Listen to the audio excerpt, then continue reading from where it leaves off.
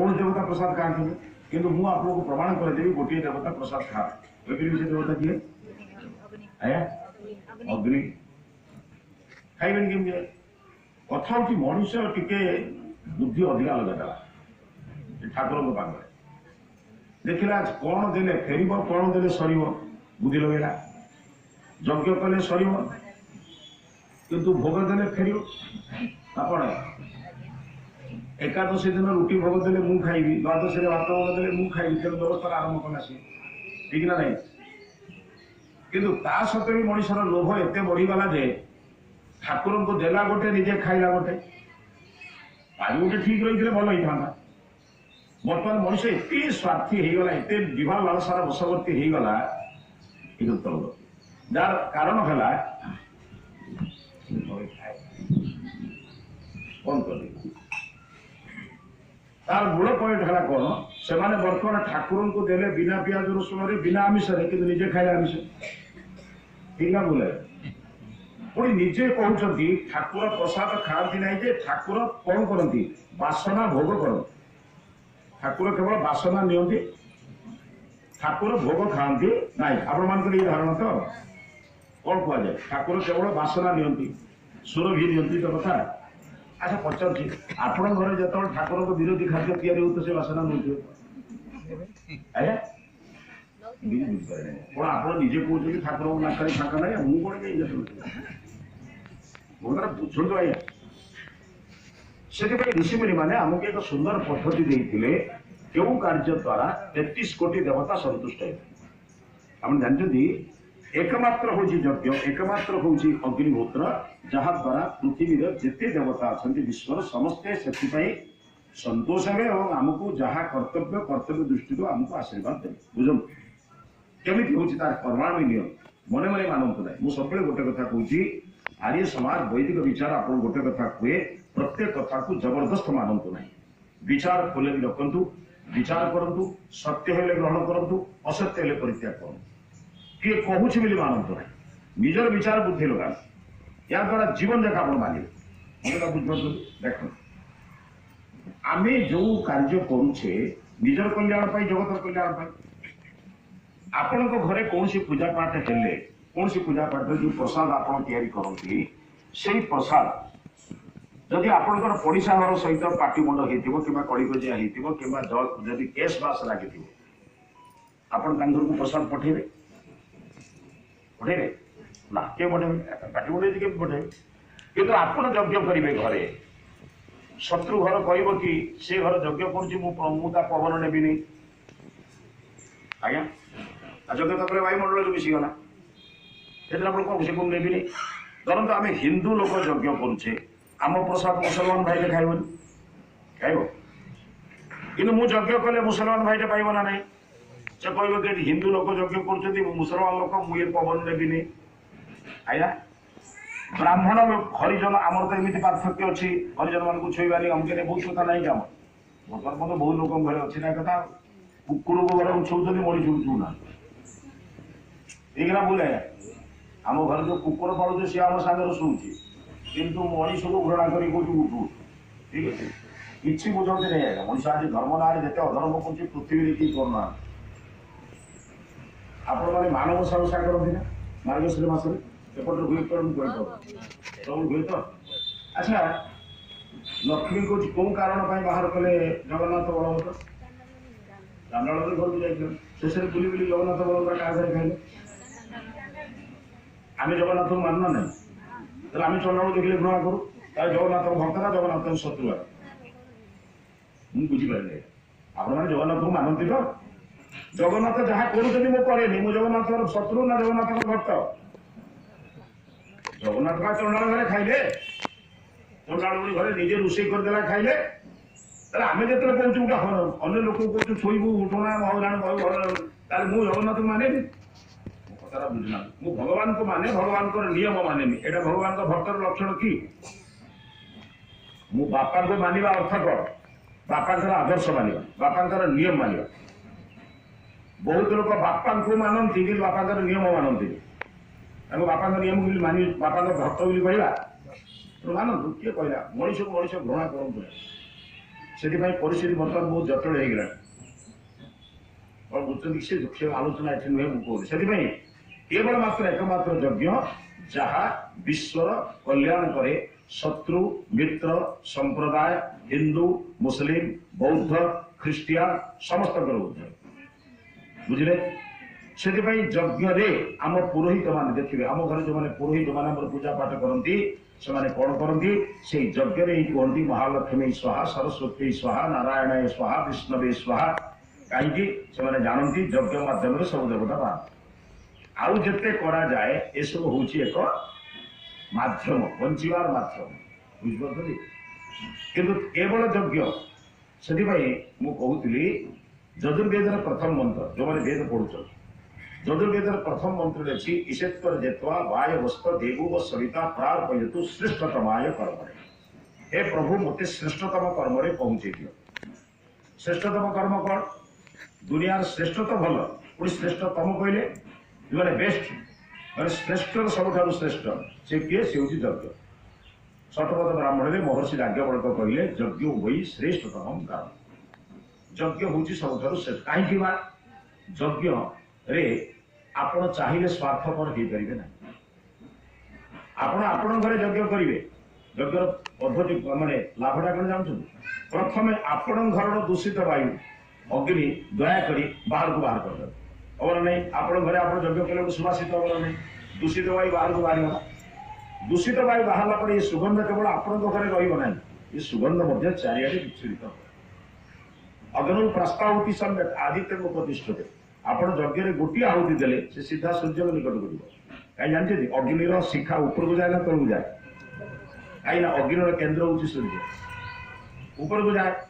ଆଦିତ୍ୟାତ ଜାୟତେ ବୃଷ୍ଟି, ସୂର୍ଯ୍ୟ କଣ କରନ୍ତି? ତାକୁ ମେଘରେ ପରିଣତ କରନ୍ତି।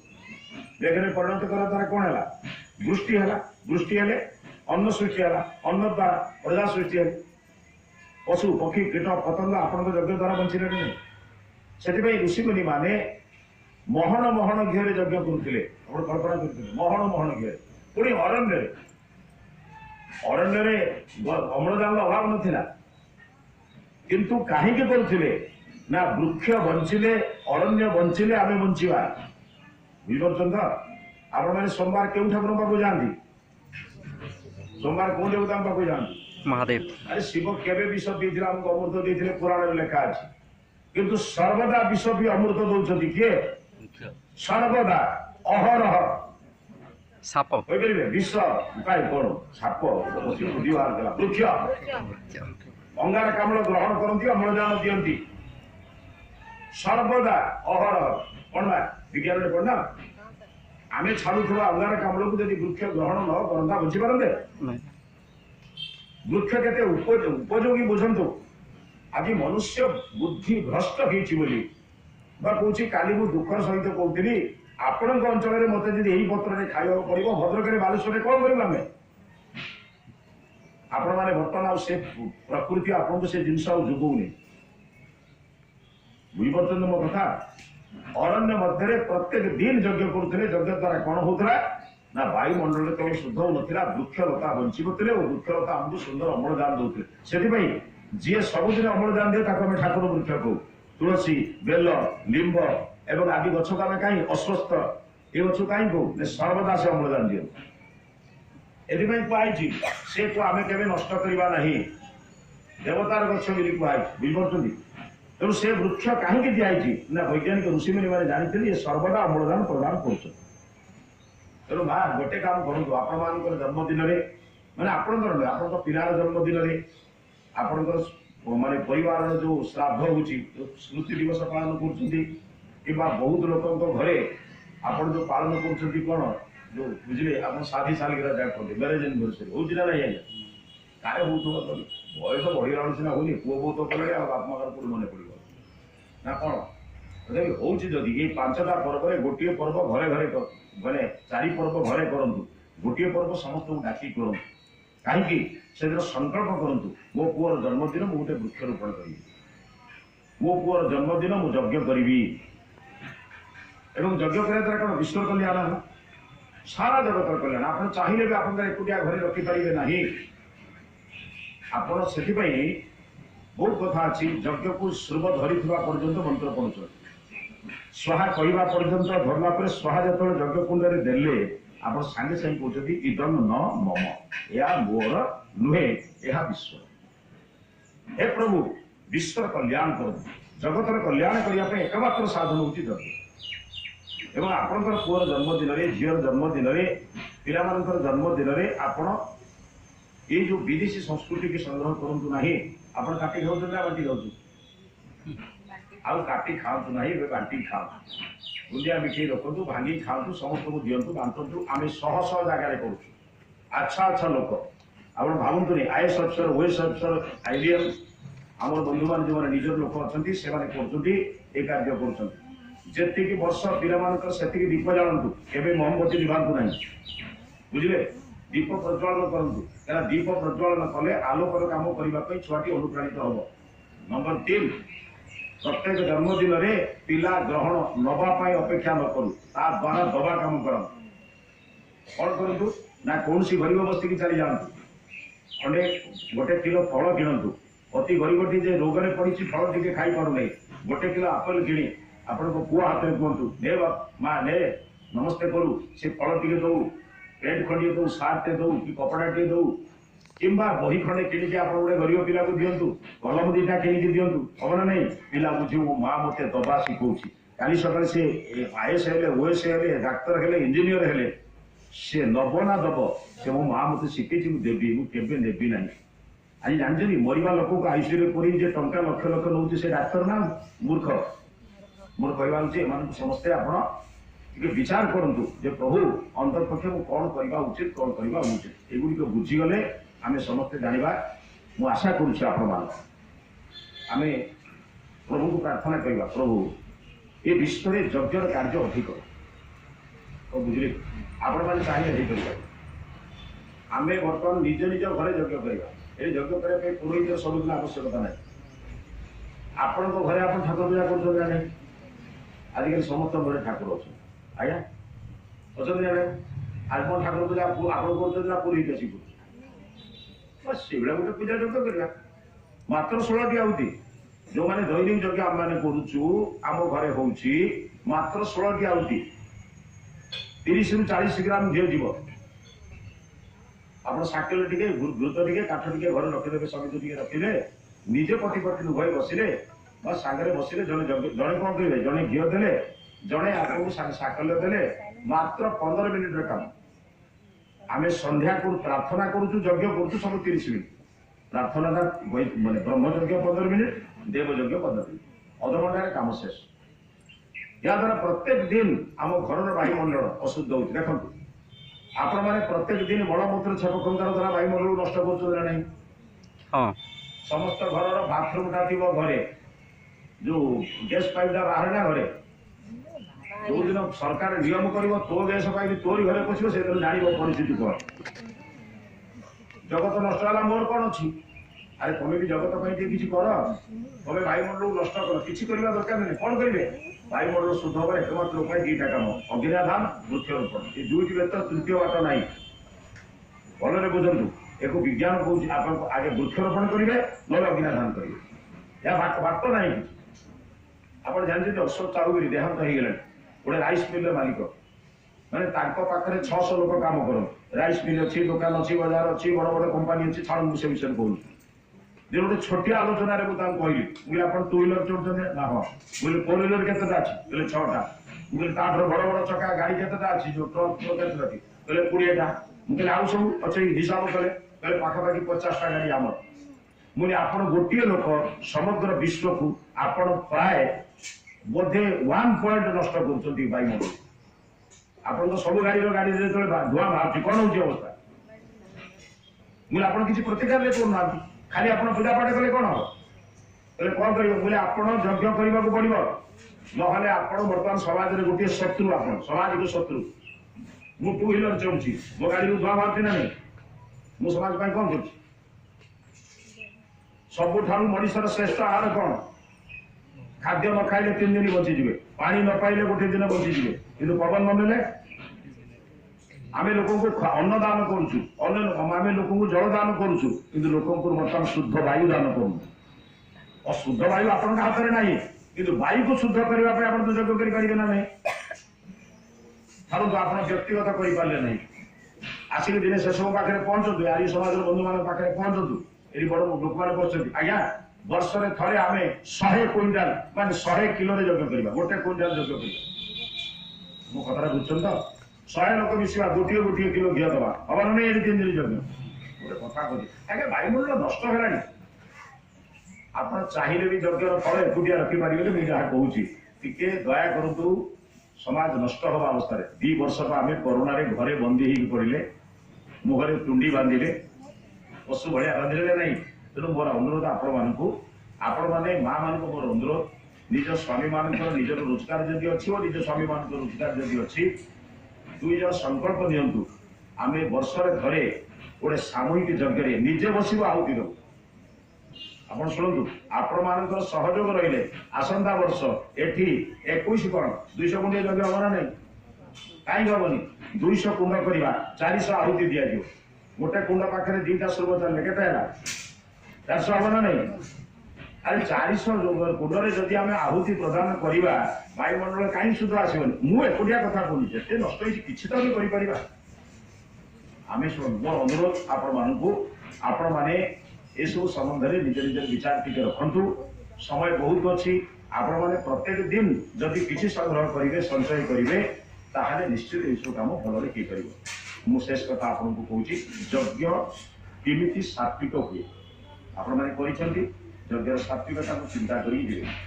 ଗୀତାରେ କହିଲେ, ଘରେ ଯାଇ ଗୀତା ବହିଥିଲେ ଦେଖିବେ, ଗୀତାରେ ଲେଖାଯାଇଛି ବିଧିହୀନ ଅସୃଷ୍ଟାନ୍ନମ ମନ୍ତ୍ରହୀନମ ଅଦକ୍ଷିଣମ ଶ୍ରଦ୍ଧା ବିରହିତମ ଯଜ୍ଞം ତାମସଂ ପରିଚର୍ଯ୍ୟ। ଯୋଉ ଯଜ୍ଞରେ ବିଧିବିଧାନ ନାହିଁ, ଆମେ ବିଧିବିଧାନ ରକ୍ଷା କରିବା ପାଇଁ ଚେଷ୍ଟା କରୁ। ଦେଖନ୍ତୁ, ଏଇ ମନ୍ତ୍ରରେ ସମିଧ ଦେବେ, ଏଇ ମନ୍ତ୍ରରେ ଜଳ ଦେବେ, ଆମେ ବିଭିନ୍ନ ପ୍ରକାର ବିଧିବିଧାନ କହିଛୁ। ତା ସତ୍ତ୍ୱେ ବି ଯଦି ତ୍ରୁଟି ବିଚଳିତ ହେଇଥାଏ, ଈଶ୍ୱରଙ୍କ ଆଶୀର୍ବାଦ, ଈଶ୍ୱରଙ୍କୁ ପ୍ରାର୍ଥନା କରୁଛୁ, ପ୍ରଭୁ ଈଶ୍ୱର ରକ୍ଷା କରିବା ଆମକୁ, ସେଟା ଅଲଗା କଥା। ଅସୃଷ୍ଟାନ୍ନମ, ଯୋଉଠି ଅନ୍ନଦାନ କରାଯାଏନି ବା ଅନ୍ନର ବ୍ୟବସ୍ଥା ନଥାଏ। ଅନ୍ନ ଶବ୍ଦର ଅର୍ଥ ହେଉଛି ଶିଷ୍ଟକୁଟ ଆଦି ଅନ୍ନ ଦିଏ, ଶିଷ୍ଟକୁଟ ଦେଲେ ଆପଣ। ମନ୍ତ୍ରହୀନ, ଯୋଉଠି ଶୁଦ୍ଧ ମନ୍ତ୍ର ପଢାଯାଏ। ମନ୍ତ୍ର ଯଦି ଭୁଲ ହେଇଯିବ, ତାହେଲେ ତାର ମଧ୍ୟ ଫଳ ସୁଫଳ ହବ କି କୁଫଳ ହବ। ତେଣୁ ମନ୍ତ୍ରକୁ ଯଥାଶୀଘ୍ର ଭଲରେ ପଢିବା ପାଇଁ ଚେଷ୍ଟା କରାଯିବ। ଅଦକ୍ଷିଣ, ସାଧୁ ସନ୍ଥ ବିଦ୍ୱାନ ମାନଙ୍କୁ ଯୋଉଠି ଦକ୍ଷିଣା ବିହୀନ କରାଯାଏ। ମୁଁ କୋଉଦିନ ଗୋଟେ ଆଲୋଚନାରେ କହୁଥିଲି, ବିଦ୍ୱାନ ମାନଙ୍କୁ ଯାହା ଦିଆଯାଏ ତାକୁ ଦକ୍ଷିଣା କୁହାଯାଏ। ଘରେ ଆମେ ଯାହା ପରିଶ୍ରମ କଲା ପରେ ଯାହା ଦିଆଯାଏ ତାକୁ ପାରିଶ୍ରମିକ କୁହାଯାଏ। ଦକ୍ଷିଣା କାହାକୁ ଦିଆଯାଏ? ନା ଦକ୍ଷ ଲୋକଙ୍କୁ ପ୍ରୋତ୍ସାହନ କରିବା। ଜଣେ ବିଦ୍ୱାନ ଲୋକ ପୁସ୍ତକ କିଣିବ, ପାଠ ପଢିବ, ବିଭିନ୍ନ ଗୁରୁଚରଣରେ ବସିବ, ତା ଜୀବନକୁ ସିନା ସିଏ ଜାଣିଲେ ଆପଣଙ୍କୁ ଜଣେଇବ। ଆଜି ଦକ୍ଷିଣା କହିଲେ କେବଳ ଅର୍ଥ ନୁହେଁ ମା, ବିଭିନ୍ନ ପ୍ରକାର ପ୍ରୋତ୍ସାହନ ଦେବା। କାହାକୁ ବହି ଖଣ୍ଡେ କିଣିଦେବା, କୋଉଠି ଗୁରୁଜନ କିଏ ଜଣେ ଲୋକ ଯିବ ତାକୁ ତାର ବ୍ୟବସ୍ଥା କରେଇଦେବା, ଅନେକ ପ୍ରକାର ବିଦ୍ୱାନ ମାନଙ୍କୁ ପ୍ରୋତ୍ସାହନ ଦେବାର ବାଟ ଅଛି। କେଉଁଠି ଦକ୍ଷିଣା କୁହାଯାଏ। ଶେଷରେ କହିଲେ ଶ୍ରଦ୍ଧା ବିରହିତମ ଯଜ୍ଞം ତାମସ ପରିଚର୍ଯ୍ୟ। ଯୋଉ ଯଜ୍ଞରେ ଶ୍ରଦ୍ଧା ନାହିଁ, ଲୋକେ କହୁଛନ୍ତି ବୋଲି ବସିଯିବା। ମୋର ଇଚ୍ଛା ନଥିଲା ଯେ ସେ କହିଲା ବୋଲି ବା ବସିବି, ନ କଲେ କିଛି କ୍ଷତି ହବନି ମା। କିନ୍ତୁ ଯଦି ଶ୍ରଦ୍ଧା ବିରହିତ ଯଜ୍ଞ ହବ, ସେ ତାମସ। ବୁଝୁଛନ୍ତି, ଭଗବାନ ଗୋଟେ ସୁଯୋଗ ଦେଇଛନ୍ତି, ଜାଣିଛନ୍ତି ମା। ଯେତେବେଳେ କୌଣସି ଗରିବ ଲୋକକୁ ଆପଣ ଖାଇବାକୁ ଗଣ୍ଡେ ଦଉଥିବେ, ଧରନ୍ତୁ 2ଟା ଟିକେ ଦଉଛନ୍ତି, ଈଶ୍ୱରକୁ ଗୋଟିଏ ଧନ୍ୟବାଦ ଦେବେ। ହେ ପ୍ରଭୁ, ଆଜି ମତେ ତୁ ଗୋଟେ ସୁଯୋଗ ଦେଇଛୁ, ଅନ୍ତତଃ ତୋର କାମ ମୁଁ କରିପାରୁଛି। ଜଣେ ଦରିଦ୍ର ଲୋକକୁ, ଅନ୍ଧ ଲୋକକୁ ଦେଇପାରୁଛି। ଆପଣ ସେଠି ଗର୍ବ ନିଅନ୍ତୁ ନାହିଁ। କାଲି ସକାଳେ ଭଗବାନ ଚାହିଁଲେ ମୁଁ ଖାଇବାକୁ ଦେଇପାରିବିନି। ବହୁତ ଲୋକଙ୍କ ଘରେ ଅର୍ଥ ଅଛି ମା, କିନ୍ତୁ ହାତର ଶକ୍ତି ନାହିଁ ଆଉ ଦେବା ପାଇଁ। ହାତ ଉଠୁନି, ପାରାଲିସିସ୍ ହେଇଯାଇଛି, ଲୋକ ବିଛଣାରେ ପଡିଛି, ଦେଖୁଛନ୍ତି ନା ନାହିଁ। ଆଜି ଭଗବାନଙ୍କର ଅସୀମ କୃପା, ମୋ ଘରେ ଅର୍ଥ ବି ଅଛି, ମୋ ଘରେ ଖାଦ୍ୟ ବି ଅଛି, ମୋ ଆଗରେ ଜଣେ ଦରିଦ୍ର ଲୋକ ଅଛି, ଦବାର ଶକ୍ତି ବି ଅଛି, ଦବାର ଭାବନା ବି ଅଛି। ଈଶ୍ୱରଙ୍କ କଥା କାହା କଥା? ତେଣୁ ଈଶ୍ୱରଙ୍କୁ କୋଟିଏ ଧନ୍ୟବାଦ ଦିଅନ୍ତୁ, ପ୍ରଭୁ ମତେ ଗୋଟେ ସୁଯୋଗ ଦେଇଛୁ ଆଜି ଅନ୍ତତଃ ଜଣକୁ ସେବା କରିବା। ଈଶ୍ୱରଙ୍କ କୃପା ହେଲେ ସବୁ ଜିନିଷ ମିଳିପାରିବ। ମୋର ବିଶ୍ୱାସ, ଈଶ୍ୱର ଭକ୍ତି ରଖନ୍ତୁ, ଶ୍ରଦ୍ଧାର ସହିତ ଯଜ୍ଞ କରନ୍ତୁ। ଆଜି ଆର୍ୟ ସମାଜ ପାଟନାଗଡ଼ ଆପଣମାନଙ୍କୁ ଏଭଳି ଏକ ସୁଯୋଗ ଦେଇଛି। ଏହି ସୁଯୋଗ ବାରମ୍ବାର କରିବା ପାଇଁ ଆମେ ଚେଷ୍ଟା କରିବା। ଭଗବାନଙ୍କ କୃପାରୁ ଆପଣମାନେ ଶ୍ରଦ୍ଧା କରିବେ, ଆସିକି କହିବେ ସେ ଭାଇ ମୁଁ 1 କିଲୋ ଘିଅ ଦେବି, ଇଏ ଦାୟିତ୍ୱ ମୋର। କଣ ହବ ନା, ଏଠି ଯଦି ଆପଣ 100 କିଲୋ ଘିଅ ଦେବେ, ଏମାନେ ତ ଆୟୋଜନ କରିବା ଦାୟିତ୍ୱ ଏମାନଙ୍କର। ଆପଣଙ୍କ ସେ କାମ ନାହିଁ। କୁଣ୍ଡ କୋଉଠୁ ଆଣିବେ, ସୁବ କୋଉଠୁ ଆଣିବେ, ସାଙ୍କଲ୍ୟ କେମିତି ହବ, ଏ ଦାୟିତ୍ୱ ଏମାନଙ୍କର। ଆପଣ ତାକୁ ଛାଡ଼ି ଦିଅନ୍ତୁ। ଆପଣ ଖାଲି କୁହନ୍ତୁ ମୁଁ 1 କିଲୋ ଘିଅ ଦେବି, ଆପଣ କେହି କୁହନ୍ତୁ ମୁଁ 1 କିଲୋ ସାକଲ୍ୟ ଦେବି, ଯୋଉ ସାକଲ୍ୟର ଦାମ ସେ କୋଉ 150-200 ଟଙ୍କା ହବ ମୁଁ ଦେଇବି। ଆପଣ ଯେତେବେଳେ କହିବେ ସେତେବେଳେ କର୍ମକର୍ତ୍ତା ମାନେ ଭାବିବେ କ'ଣ, ଯଦି ସମସ୍ତଙ୍କର ଉତ୍ସାହ ଆସିଲେ ଆମେ କରିବାର ନାହିଁ, ସେମାନେ ଡରି ଯାଉଛନ୍ତି ପଇସା କୋଉଠୁ ଆଣିବୁ, କେମିତି କରିବୁ, ଏସବୁ କାର୍ଯ୍ୟ କରିବା ପାଇଁ ଅର୍ଥ କୋଉଠୁ ଆସିବ। ତେଣୁ ଆପଣମାନଙ୍କର ସମସ୍ତଙ୍କର ହାତ ଯଦି ମିଶିଯିବ, ମୋର ବିଶ୍ୱାସ, ଶେଷ କଥା ଆପଣଙ୍କୁ କହୁଛି, ସଂଗଠନରୁ ଦୂରେଇ ଗଲେ ମଣିଷର ମୂଲ୍ୟ କମେ ନା ବଢେ? ସତରେ ବୁଝୁଛନ୍ତି ଆପଣ? ଯଦି ବୁଝିଯିବେ ନା, ବରଂ ବ୍ୟକ୍ତିଗତ ବିବାଦ ହବ, ସାଂଗଠନିକ ବିବାଦ ହବ। ସତରେ ବୁଝୁଛନ୍ତି? ବ୍ୟକ୍ତିଗତ ବିବାଦ ହବ, ସାଂଗଠନିକ ବିବାଦ ହବ। ଦିଟା ଉଦାହରଣ ଦେବି। ଆପଣମାନେ ଗୋଟିଏ ବାପ ମାଙ୍କ ଘରେ ବଢିକି ଶ୍ୱଶୁର ଘରୁ ଆସିଥିଲେ ନା ଏକାଥରେ ପଳେଇ ଆସିଥିଲେ? 20-25 ବର୍ଷ ହେଲେ ବାପ ଘରେ ବଢିଥିଲେ ନା ନାହିଁ? ବିବାହ କରିସାରିଲା ପରେ ଆପଣ ଯାଇ 2-4 ମାସ ବାପ ଘରେ ରହିଲେ ଲୋକ କଣ କହିବେ? 100 ଲୋକ ପଚାରିବେ, କିରି ତା ଘରୁ କାହିଁ ଯାଉନି, ଏଠି କାହିଁ ଅଛି, କିଛି ହେଇଛି କି, ତୋର ବିଗିଡ଼ି ଯାଇଛି କି? ଖବର ନାହିଁ ବା। ସେ ଘର ପୁଣି ଆପଣଙ୍କର, ସେଇ ଘରେ 30 ବର୍ଷ ବଢିଥିଲେ, ସେଇ ଘରେ ସବୁ ଅଳି ଅର୍ଦଳି କରିଥିଲେ, କିନ୍ତୁ ଥରେ ଆପଣ ବିବାହ ସଂସ୍କାରରେ ବସିଗଲା ପରେ ନିଜ ବାପ ଘରୁ ଗଲାବେଳକୁ ବଦଳିବେ। ସଂଗଠନରୁ ସଂସ୍କାରରେ ଦୂରେଇଛନ୍ତି, ଆପଣ କିଛି ଅଲଗା ଦୂରେଇ ନାହାନ୍ତି, ଗୋଟେ ସଂସ୍କାରରେ ଦୂରେଇବେ। ବିବାହ ସଂସ୍କାର ହେଲା, କେତେ କଥା ହେଲା, ବାପ ମା ହେଲେ, ବାଜା ବାଜିଲା, କେତେ ଜିନିଷ ହେଲା, ତା ସତ୍ତ୍ୱେ ଦୂରେଇଲା ପରେ ପୁଣି ଗଲାବେଳକୁ ଏତିକି ସମସ୍ୟା। ଆପଣ ବୁଝୁଛନ୍ତି ତ? ଯୋଉମାନେ ସଂଗଠନରେ ନିଜର ଅହଙ୍କାରରୁ ଦୂରେଇ ଯାଆନ୍ତି, ମୁଁ ଯାହା କହୁଛି ମୋ କଥା ସଂଗଠନରେ ଚାଲିବ, ନହେଲେ ବି ଯାଉଛି, ହଉଛି ନା ନାହିଁ? ଏମିତି ଲୋକ ବର୍ତ୍ତମାନ ବଡ ବଡ ସଂଗଠନକୁ ଭାଙ୍ଗି ଦେଇଛନ୍ତି। ତେଣୁ ମୋର କଥା ହଉଛି ସେମାନଙ୍କ ମୂଲ୍ୟ ବହୁତ କମିଯିବ, ସମାଜରେ ନିନ୍ଦା ପାଇବେ ଆପଣ। ତେଣୁ ମୋର କଥା ହଉଛି, ଦେଖନ୍ତୁ, ବ୍ୟକ୍ତି ବଡ ନୁହେଁ, ସଂଗଠନ ବଡ। ଜଣେ କେହି ଦୋଷ କଲା, ତାକୁ ହୁଏତ ନିରବ କରିବା, କିନ୍ତୁ ଦୋଷ ପାଇଁ ଦୂରେଇ ଯିବା ଏହା ବିଜ୍ଞତାର ପରିଚୟ ନୁହେଁ। ଶେଷ ଉଦାହରଣ ଦଉଛି। ବଜାରରୁ ଆପଣମାନେ ଅଙ୍ଗୁର କିଣିଛନ୍ତି ନା ନାହିଁ? ଅଙ୍ଗୁର କିଣି ଖାଉଛନ୍ତି ନା ନାହିଁ? ବହୁତ ବନ୍ଧୁ ବି ଅଙ୍ଗୁର ଆଣି ଦଉଛନ୍ତି, ଆମେ ଦେଖୁଛୁ। ଆଚ୍ଛା, ଅଙ୍ଗୁରରେ ବଜାରରୁ ଯାଇ ଦେଖିବେ, ଦୋକାନୀ ପାଖରେ 2 ପ୍ରକାର ଅଙ୍ଗୁର ଥାଏ। ଗୋଟେ ପେନ୍ଥାରେ ଅଙ୍ଗୁର ଥାଏ, ଧରିକି ସେ, ଆଉ ଗୋଟେ ଗୁଟିକିଆ ଅଙ୍ଗୁର ଥାଏ। ଆପଣ ଯେତେବେଳେ ଅଙ୍ଗୁର ଖାଆନ୍ତି, ଏକା ସାଙ୍ଗରେ ଖାଇ ଦିଅନ୍ତି ନା ଅଲଗା ଅଲଗା କରି ଖାଆନ୍ତି? ତାହେଲେ ସେ ତ ତଳେ ଅଲଗା ଅଲଗା ରଖିଛି, ତ ଭଲ କରିଛି, ସେ ତ ଛିଡେଇକି ଅଲଗା ଅଲଗା ରଖିଥିବେ ବୋଲି ଭାବୁଥିବେ ଆପଣ। ତାକୁ ଯାଇ ପଚାରିବେ ଏ ଅଙ୍ଗୁରର ଦାମ କେତେ? ସେ କହିବ ଯୋଉଟା ପେନ୍ଥାରେ ଅଛି, ମାନେ ଯୋଉଟା ସାଙ୍ଗରେ ଅଛି, ତା ଦାମ 120 ଟଙ୍କା। ଯୋଉଟା ତଳେ ଅଛି ତା ଦାମ କଣ? ସେ କହିବ 80 ଟଙ୍କା। କିନ୍ତୁ ବାବା ଇଏ କଣ, ସେ ବି ଅଙ୍ଗୁର ଇଏ ବି ଅଙ୍ଗୁର, ତାକୁ କାହିଁ 120, ଏକୁ କାହିଁ 80? ସେ ଯାହା କହିଲା ମୁଁ ଆପଣଙ୍କୁ ସେଟା କହିଲି। ସେ କଣ କହିଲା ଜାଣିଛନ୍ତି? ସେ କହିଲା ଏଟା ପା ସଂଗଠନରୁ ଖସିଛି, ଏଟା ସାଙ୍ଗରୁ ଅଲଗା ହେଇଛି, ଏଟା ସାଙ୍ଗରୁ ଅଲଗା ହେଲେ ଦାମ କେତେ କମେ ବୁଝୁଛନ୍ତି ତ? ଟିକେ ଆଜ୍ଞା ଟିକେ ସାଙ୍ଗ ରଖନ୍ତୁ, କାହିଁକି ପରିବାରଟା କ୍ଷେତ୍ରରେ, କାହିଁକି ସାଙ୍ଗ କ୍ଷେତ୍ରରେ। ଆଜିକାଲି ଯାହାକୁ କହିଲେ ଲୋକ ପଚାରେ କଣ, ମୋର ବା କାହା ସହିତ ପଡୁନି। କିନ୍ତୁ କି ଲୋକ କି ତୋର କାହା ସହିତ ପଡୁନି? ଶାଶୁ ସହିତ ପଡୁନି, ଶଶୁର ସହିତ ପଡୁନି, ବାପା ସହିତ ପଡୁନି, ମା ସହିତ ପଡୁନି, ତାହେଲେ ତୁ ଗୋଟେ ପକ୍କା ବଦମାସ, ସେଇଥିପାଇଁ କାହାରି ସହିତ ପଡୁନି ନା କଣ ଆଜ୍ଞା? ମୁଁ ଯଦି ଭଲ ଲୋକ, ମୁଁ କାହା ସାଙ୍ଗରେ ମିଶିବି? ଖରାପକୁ ଭଲ କରିବି ନା ଅଲଗା ହେବି? ଖରାପକୁ ଭଲ କରିବେ। ଆରେ ମୁଁ ଯଦି ସାବୁନ, କାହା ସହିତ ମିଶିବି? ସାବୁନ ମହିଳା ସହିତ ମିଶେ ନା ସଫା ସହିତ ମିଶେ? ତମେ ଯଦି ଭଲ, ତାହେଲେ ଖରାପକୁ ଭଲ କଲେ ତ ଭଲ ନା, ଆଉ କଣ ନା? ମୁଁ ଏକୁଟିଆ ଭଲ ହେଲେ କଣ ହବ? ସାବୁନଟା ବଡରୁ ପରିଷ୍କାର। ସାବୁନ ଉଦାହରଣ ଦେଇ ସମାପ୍ତ କରୁ। ସାବୁନ ମହିଳା ସାଙ୍ଗରେ ମିଶେ, କିନ୍ତୁ ମହିଳା ହୁଏ ନା, ହୁଏ। ଆଉ ସବୁଠାରୁ ଭଲ କଥା ଜାଣିଛନ୍ତି ନା, ଆପଣଙ୍କର ଛୁଆ ପିଲା ସାହାକୁ ସଫା କରିସାରିଲା ବେଳକୁ ଆପଣ ବୁଝୁଛନ୍ତି, ପ୍ରଭୁ ଗୋଟେ ସୁଧରେ ଦିଅନ୍ତୁ, ମାନେ ଜାଣିଛନ୍ତି ନା, ବ୍ୟାଙ୍କରେ ସବୁ ଇଣ୍ଟରେଷ୍ଟ ମିଳେନି। ଆପଣ ତ ମୂଳ କାମ କଲେ, ଲୁଗା ସଫା କଲେ, ଇଣ୍ଟରେଷ୍ଟ ଦେଲେ ଆପଣଙ୍କ ହାତର ମହିଳା ସଫା କଣ ନା? ଟିକେ ଭଲ କାମ କରୁନାହାନ୍ତି, ଭଲ କାମ କଲେ ଆପଣ ବି ଭଲ ହେବେ, ସମସ୍ତଙ୍କୁ ଭଲ କରିଦେବେ, ସବୁ ଭଲ ମିଳିମିଶି କରିବାର ନାହିଁ, ଏ ଆଶା କରି ରହୁଛି। ପୁଣି ଈଶ୍ୱରଙ୍କ ତାହେଲେ ଆର ବର୍ଷକୁ ଆପଣମାନଙ୍କ ସହିତ ଦେଖା ହବ। ମୁଁ ଆଶା କରୁଛି ଏବେ ଶାନ୍ତିପାଠ କରିବା, ଆଶୀର୍ବାଦ ପରେ କାର୍ଯ୍ୟକ୍ରମ ସମାପ୍ତ କରିବା। ଆମର ଯେ ଅଛନ୍ତି ଶାସ୍ତ୍ରୀଜୀ, ଅନ୍ୟମାନଙ୍କୁ କହୁଛି, ସେମାନେ ଫୁଲ ଦେବେ, ସମସ୍ତଙ୍କୁ ଆଶୀର୍ବାଦ ଦେବେ। ମୋତେ ପାଖରେ ଯେତେ ବାଟ ମିଳିବ ମୁଁ ସେତେ ବାଟ ଫୁଲ ପକେଇ ପାରିବି, ହେଲା? ଏବେ ଶାନ୍ତିପାଠ କରିବା। ଆପଣମାନେ ଚେଷ୍ଟା କରିବେ, ଯଦି ଆପଣମାନଙ୍କ ପାଖରେ କିଛି ଦାନ ଦକ୍ଷିଣା ଥାଏ, କିନ୍ତୁ ତାକୁ ଭାବିବେନି ଏଇଟା ଜୋର ଜବରଦସ୍ତି ବୋଲି, କିନ୍ତୁ ଏଟା କର୍ତ୍ତବ୍ୟ। ଯଜ୍ଞ ପରେ ଦକ୍ଷିଣା ଦେବା ସମସ୍ତଙ୍କର କର୍ତ୍ତବ୍ୟ, କିନ୍ତୁ ଥିଲେ ଦେବେ, ନଦେଲେ ଭାବିବେ ନାହିଁ ଯେ ମୁଁ ପ୍ରସ୍ତୁତ ହେଇ ଆସିନି, ଦେବାର ନାହିଁ। ଏଇଟା ଗୋଟେ କର୍ତ୍ତବ୍ୟ ଦୃଷ୍ଟିରୁ ଆମେ କହୁଛୁ, ତେଣୁ କରିବା ଦରକାର। ଅନୁରୋଧ କରୁଛୁ ଗୋଟେ ଥାଳି ଆଣିକି ଅଛି। ବହୁତ ଧନ୍ୟବାଦ। ଆପଣମାନଙ୍କୁ ଅନୁରୋଧ ଏଇଟା ଗୋଟେ ପଦ୍ଧତି ଦୃଷ୍ଟିରୁ କୁହାଉଛି କିନ୍ତୁ ଭାବିବେନି ଯେ ଆପଣଙ୍କୁ ଆର୍ଯ୍ୟ ସମାଜ ବାଲା ପଇସା ମାଗୁଛନ୍ତି ଆର୍ଯ୍ୟ ସମାଜ ବାଲା ଯାହା ଦେବା କଥା ଦେଇଛନ୍ତି ଆପଣଙ୍କ ସହଯୋଗ ନାଇଁ କିଛି ଅସୁବିଧା ନାହିଁ ତ ଠିକ ଅଛି ବହୁତ ଧନ୍ୟବାଦ ଏ ପଦ୍ଧତି ବଢେଇବା ଦରକାର ଆଜିକାଲି ସମାଜ ନଷ୍ଟ ହେଇଯାଇଛି ଅନୁଷ୍ଠାନ ଚାଲିବ କେମିତି ସଂଘ ବଞ୍ଚିବ କେମିତି ତେଣୁ ଆପଣମାନଙ୍କର ଦାନ ଧର୍ମରେ ପରିଣତ ହିଁ ବଞ୍ଚିବ ତେଣୁ ଆପଣମାନଙ୍କର ସହଯୋଗ ଆବଶ୍ୟକ ଶାନ୍ତି ପାଠ କରିବା ओम देव शांति शांति शांति